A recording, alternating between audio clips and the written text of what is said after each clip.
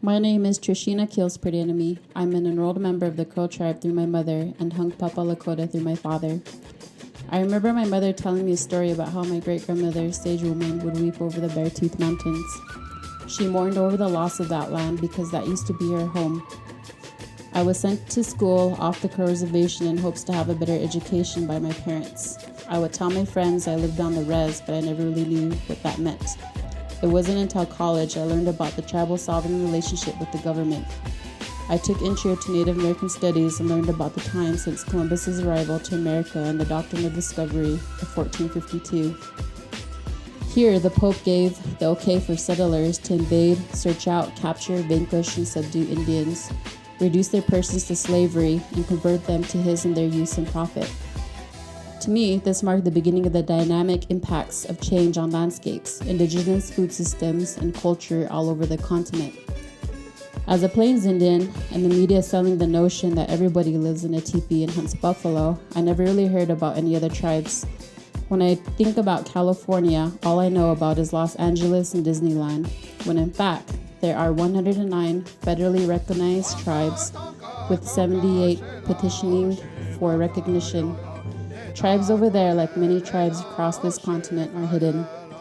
In 1850, when California became part of the United States, the government discovered gold. The gold rush promoted a huge influx of mining, logging, and agriculture that destroyed the land, forever altering the ecology.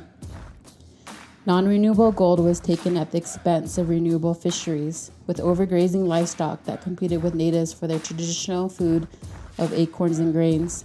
Tribes were forced to leave the land of their ancestors. With traditional food depleted, they were forced to steal livestock to keep from starving. Tribes were called savage and hostile Indians for the retaliation of the mass murders of their family members that were killed in the most obscene ways without mercy and without cause. Laws legalized these murders.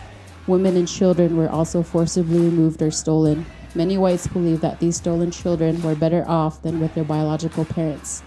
If my sons were born just 100 years earlier, they could have been stolen from me too. When I came back from a trip from my dad's homelands in South Dakota, we stopped at a rest area. I read a sign about the history of that area, and in the late 1800s, the U.S. Army rounded up the Indians and forced them onto reservations and did mass killings of buffalo to clear the range for the cattle industry. Through my Indigenous Food Systems class, I learned that early Europeans assumed our land's natural resources were idle and tapped and uncultivated by lazy Indians. And because of this, they had a God-given right to use it as a profit, and like California, our lands were inexhaustible. However, tribes had thousands of years worth of knowledge about the environment, animals, and plant species that did not just provide sustenance, but a means for community, spirituality, ethic, culture, and connection with sacred ancestral land. We used the land, but we also preserved it for future generations. Today, we're in a new era of global warming. Because of agriculture, it's responsible for 18% of the total release of greenhouse gas worldwide. Forcing natives to reservations was a preferred method to deal with the Indian problem. In 1851, the Treaty of Fort Laramie was born that established tribal boundaries and started reservation systems.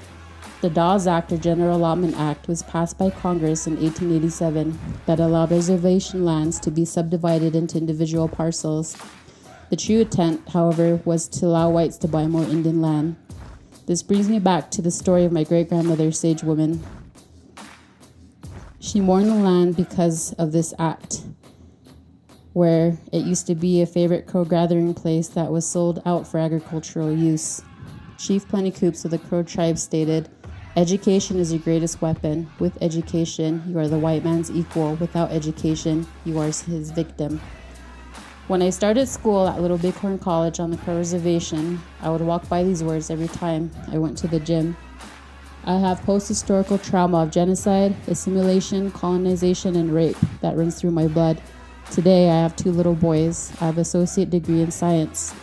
I also conducted years of research, including internships at the University of Utah and Harvard, and in May 4th, 2019, I'll be graduating with my bachelor's degree in microbiology.